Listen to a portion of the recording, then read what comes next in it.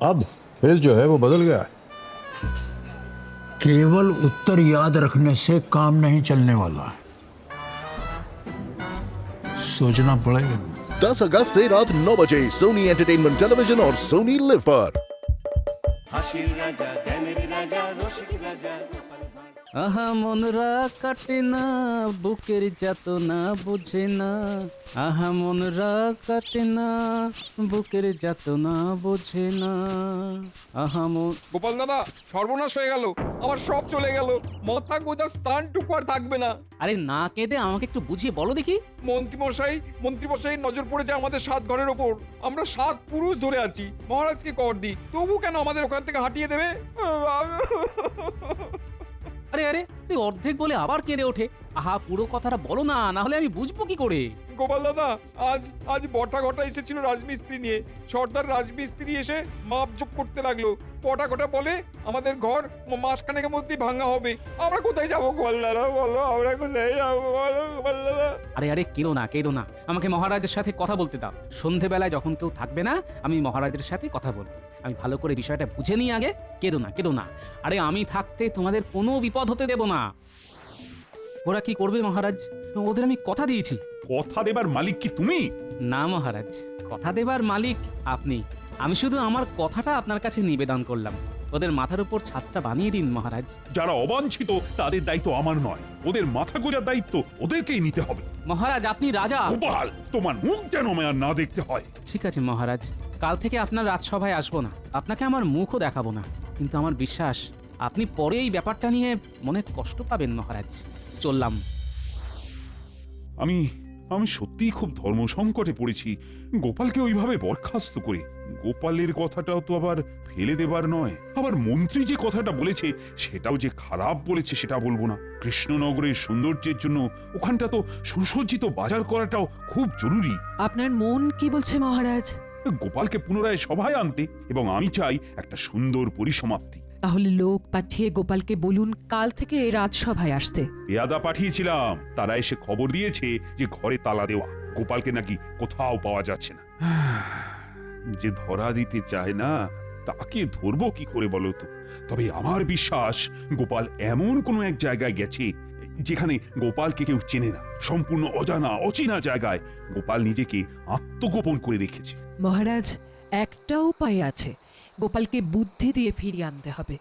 এমন কিছু করতে হবে যার সমাধান গোপাল ছাড়া আর কেউ করতে পারবে না। আচ্ছা, এমন কোন উপায় কি আছে মহারানী, যাতে করে গোপালকে আবার ফিরে পেতে পারি? আছে মহারাজ, আছে।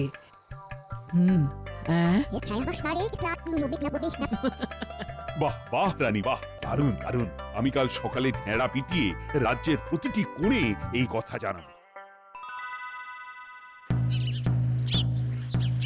শোনো শোনো শোনো, মহারাজের বড় দিঘির বিবাহ আগামী পূর্ণিমায় অনুষ্ঠিত হবে। সকল গ্রামবাসীকে অনুরোধ জানানো যাচ্ছে যে তারা যেন তাদের বাড়ির কুয়োকে মাথায় করে রাজার দিঘির বিবাহে উপস্থিত হয়।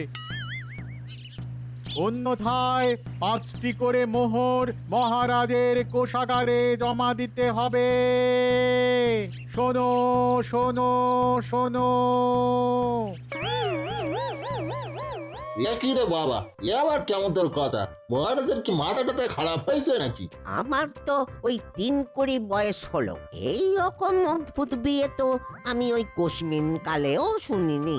দেখা তো দূরস্ত, দেখি আবার বিয়ে। খুড়ো, এই শুধু দিঘির বিয়েই শুনলে? কুয়ো ঘাড়ে করে নিয়ে যেতে হবে সেটা শুনলে না?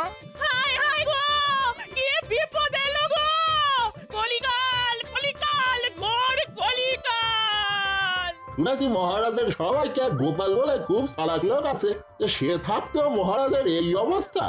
কি জানি, শুনেছি তো চালাক, আসলে সে হয়তো একটা হদ্দ বোকা। তোরাটাকে মুখ ঝমটা দিয়ে আসবো। হ্যাঁ, তোমাকে বলে কিনা হদ্দ বোকা। দেখাচ্ছি মজা। না গিন্নি, একদম না, তাহলে সব গোলে হরিবোল হয়ে যাবে। শুনতে দাও, আসলে সবটাই আমাকে খোঁজার জন্য, বুঝেছো? মানে পরে বলবো, এখন শুনে যাও, মুখে কিছু প্রকাশ করো না। তবে শুনে রাখো, এই বুদ্ধিটা মহারাজের মাথা থেকে আসেনি। তাহলে বুদ্ধিটা মহারাজের মাথায় দিল কে? পুরো আমাদের গ্রাম প্রধানকে জানাতে হবে। এ কি অদ্ভুত বিপদ এলো বলো তো? কুয়ো কাঁধে করে কি করে নিয়ে যাব? কলিকাল কলিকাল ঘোর কলিকাল, কারো নিস্তার নেই, কারো নিস্তার নেই। আমাকে আপনাদের গ্রাম প্রধানের কাছে নিয়ে যেতে পারবেন? তাহলে আপনাদের বাঁচার রাস্তাটা আমি বলতে পারবো। আপনি কে মশাই? হ্যাঁ, আপনি কে? কোত্থেকে আসছেন?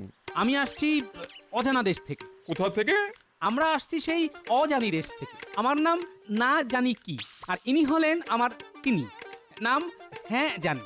আমার কাছে আছে আপনাদের বাঁচার রাস্তা। বাবা, ও জানি দেশ থেকে না জানি আর হ্যাঁ জানি, এরকম বিচিত্র নাম এই প্রথম শুনলাম বাবা। অনেক কিছুই তো প্রথম শুনলাম। মাথায় করে কুয়ো নিয়ে যাওয়ার কথা আগে শুনেছিলেন? সত্যি শুনিনি, কি বলো খুড়ো? আহা, বললাম তো, আমার এত বয়সে ওই দিঘির বিয়ের কথাও শুনিনি, আর কুয়ো কাঁধে নেমন্তন্ন খাবার কথাও শুনিনি। আবার আপনি দিলেন আর এক ঝটকা, না জানি দেশ আর না জানি আপনার নাম, আর আপনার পরিবারের নাম হ্যাঁ জানি। ঘোর কলিকাল, ঘোর কলিকাল। হ্যাঁ, আমাদের দেশের মানুষদের নামগুলো এইরকম। না জানি, হ্যাঁ জানি, সব জানি, কিছু জানি। ছাড়ুন সব কথা, এখন আমাকে আপনাদের গ্রাম প্রধানের কাছে নিয়ে চলুন, যদি বাঁচতে চান। হ্যাঁ চলুন।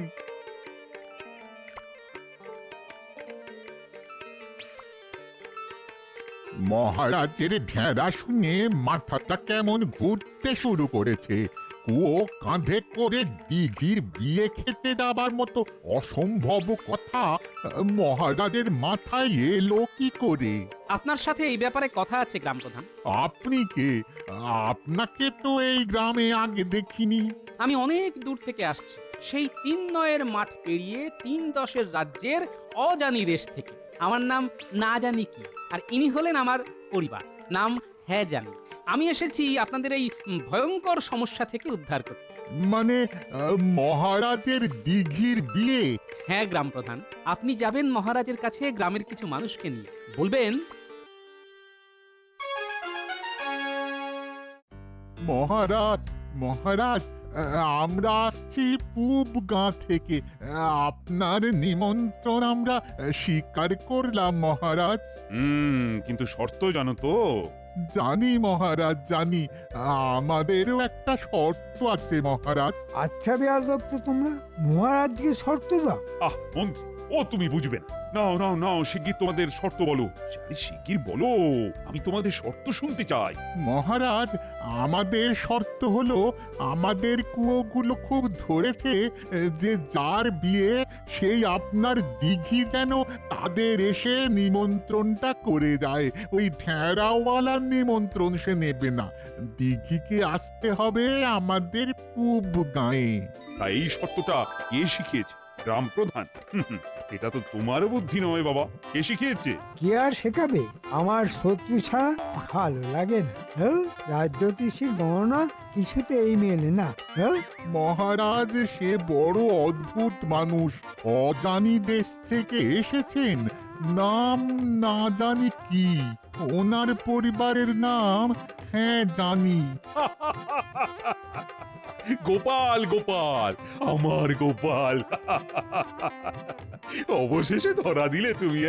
ও প্রধান, তোমাদের কাছে যে মানুষটা গেছে না, ওই না জানি না কি নাম বললে না, ও আসলে আমার সবার সবচেয়ে বুদ্ধিমান মানুষ, গোপাল, গোপাল ভাঁড়। প্রধান, প্রধান, তুমি লোক পাঠাও, গোপালকে সসম্মানে নিয়ে আসো। আর তোমাদের পূব গায়ের প্রতিটি লোকের কাল এই প্রাসাদে নিমন্ত্রণ। মন্ত্রী, আয়োজনের দায়িত্ব কিন্তু তোমার। দেখো নিমন্ত্রিতরা যেন অসম্মানিত না হয়। কাটা ঘায়ে নুনের ছিটে, আয়োজনের ত্রুটি হবে না মহারাজ।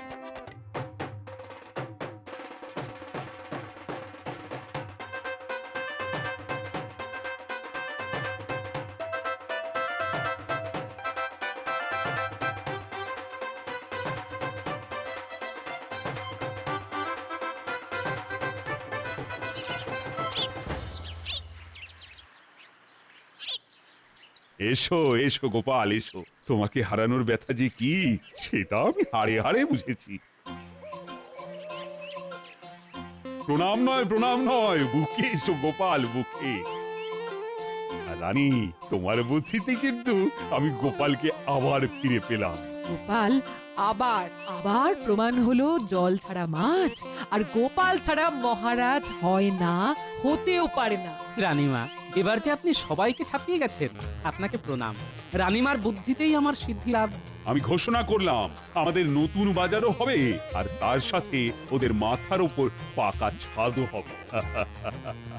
বুদ্ধি বটে গোপালের, হ্যাঁ, সব কিছু ঠিক আদায় করেই ছাড়লো। এটা কি মানুষ এত ছোট? হ্যাঁ, এই শয়তানটা আমাদের রানীর ঘরে এসেছিল ভূত রাজ্যে নিয়ে যেতে। ওকে অমাবস্যার রাতে কুটে খাবো আমরা। এখন কারাগারে ওকে রাখা হবে। তুই ওকে পাহারা দিবি। বাবা, এখানে আবার শাকচুন্নি কোথা থেকে এলো? পেতনি রাজ্যে শাকচুন্নি? পেতনি রাজ্যে শাকচুন্নি খুব বেমানা। না, ব্যাপারটা দেখতে হচ্ছে। এই মানুষটাকে আমি নিয়ে যাচ্ছি, পেতনিরা চলে যেতে পারো। মানুষটা এত ছোট যে হাতের তালুতেই নিয়ে যাওয়া যাবে। আমাকে তো এখানে পাঠিয়ে দিল, এবার কি করবে বলো তো? কেন শোনোনি? তোমাকে ঢেকিতে কুটে পেতনিরা খাওয়া দাওয়া করবে, নাচ হবে, গান হবে। আচ্ছা, আমার কি হাল হবে জেনেও তোমার কোনো কষ্ট হচ্ছে না? হ্যাঁ, একটু একটু হচ্ছে বটে। দেখো, ওই পেতনি রানীর ওপর আমারও খুবই রাগ আছে, কিন্তু কিছুই করতে পারছি না। তোমার রাগের কারণ? আসলে আমি এক ভূতকে ভালোবেসেছিলাম। তার নাম কালা চাঁদ, আগে নাম ছিল গোড়া চাঁদ। এই অপরাধে আমাকে দিন রাত এখানে পাহারা দিতে হয়। আমি বসতে পর্যন্ত পারি না। এই পেতনি রানী আমায় শাস্তি দিয়েছিল। হ্যাঁ, দেখো শাকচুন্নি, লোকে কিন্তু আমাকে বুদ্ধিমান বলেই জানে। আমাকে তুমি কি করতে হবে বলে দাও। আমি অবশ্য একটা মন্ত্র জানি। ভূত সর্দার আমাকে একটা মন্ত্র শিখিয়ে দিয়েছে, সেটা পড়লে হবে। ভূত সর্দার যা শিখিয়েছে তা ঠিকই, কিন্তু আমি তোমাকে একটা তেল দিচ্ছি। যেভাবেই হোক পেতনি রানীর পায়ে এই তেলটা অমাবস্যার রাতে মাখিয়ে দাও। তারপর আমি যা করার করব। আচ্ছা, একটা কাজ করা যায়, তুমি আমার গায়ে এই তেল মাখিয়ে দাও, তারপর আমি যা করার করব।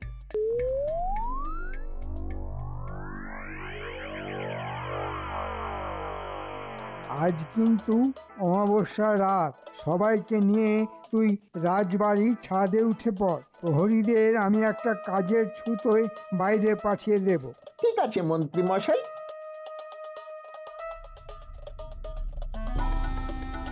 ছোট মানুষটাকে আর পায়ের কাছে কেউ শুইয়ে দে। ঠিক সময়ে ওকে ঢেকির গর্তে ফেলে দেব। পর ঢেকিতে পার দিতে থাক। ঠিক আছে রানী, এই আমরা পুতুল মানুষটাকে আপনার মায়ের উপর শুইয়ে রাখলাম। ঠিক আছে।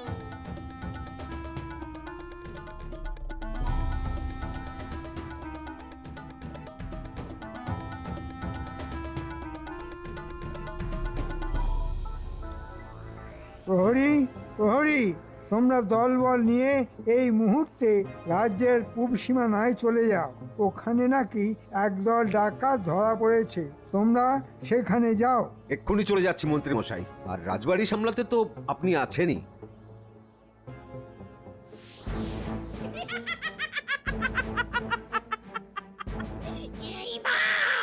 এইবার আমি মানুষের বাচ্চাটাকে পায়ের চাপে পিষে ফেলবো।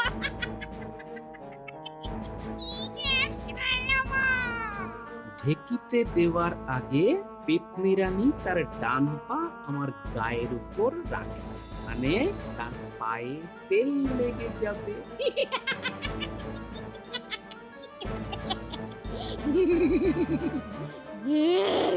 এই আমি পা রাখলাম। না তপ না তোপ না তপ বসহ বসহ বসহ বসহ। আমার পা কেঁপে উঠল।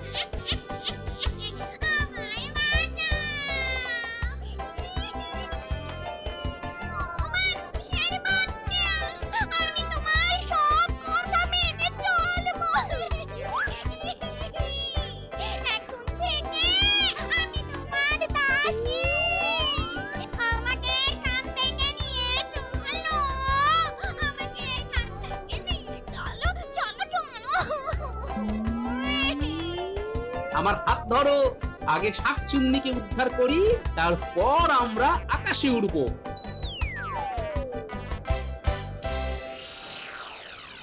সর্দার, এই আয়নায় দেখুন, কৃষ্ণনগরের রাজবাড়ির ছাদে ডাকাতের দল জড়ো হয়েছে। আমার আয়নায় দেখো গোপাল পেটনি রানী আর শাক চুন্নিকে নিয়ে আকাশ পথে কেমন ঝড়ের গতিতে উড়ে আসছে। আমরা ভূত রাজ্যে চলে এসেছি, এবার নামি। ওই দেখো, সর্দার আমাদের জন্য অপেক্ষা করছে। গোপাল, সময় নেই, তোমাদের রাজবাড়িতে ডাকাত পড়েছে, এক্ষুনি সেখানে যেতে হবে। সর্দার, আমি আমার কথা রেখেছি, এবার আমার আগের চেহারা ফিরিয়ে দিন। গোপাল গোপাল গোপাল রে, আয় ফিরে আয়, আয় ফিরে। নাদুস নুদুস গোপাল মোটা, মাথায় কিন্তু বুদ্ধি গোটা। গোপালে গোপালে গোপাল রে, আয় ফিরে আয়, আয় রে ফিরে।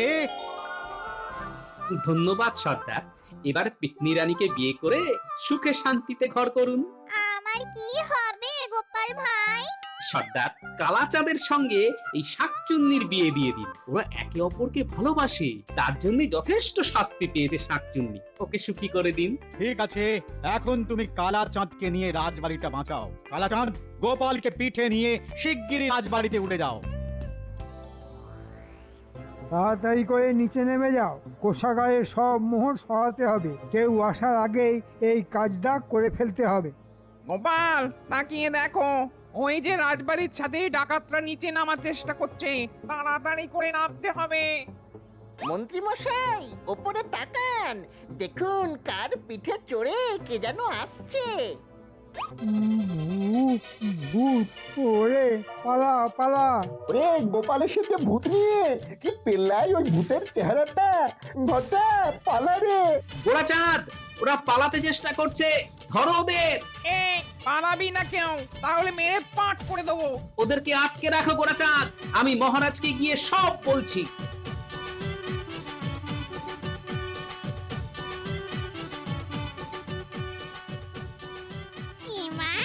এবার আমার আর কোনো আপত্তি নেই। তুমি আমায় বিয়ে করো, আর কালা চাঁদের সঙ্গে শাকচুন্নির বিয়েটাও একসঙ্গে হবে। কিন্তু আগে ওরা ফিরে আসুক একবার। এই হচ্ছে কাণ্ড। আমি নেই সেই সুযোগে এতগুলি ডাকাত আর চোর জোগাড় করে মন্ত্রী আপনার কোষাগার লুট করতে এসেছি। আপনি ওদের বেঁধে রাখার আদেশ দিন মহারাজ। মহারাজ, গোপাল কিন্তু ভূত হয়ে গেছে, ওর কথায় বিশ্বাস করবেন না। এবার তোমাকে ভূত বানানোর চেষ্টা করছি। গোপাল, তোমার বন্ধুকে বলো ওদের হাতের মুঠোয় ধরে কারাগারে নিয়ে যেতে। তোমাকে আমি 1,000 সোনার মোহর দেব।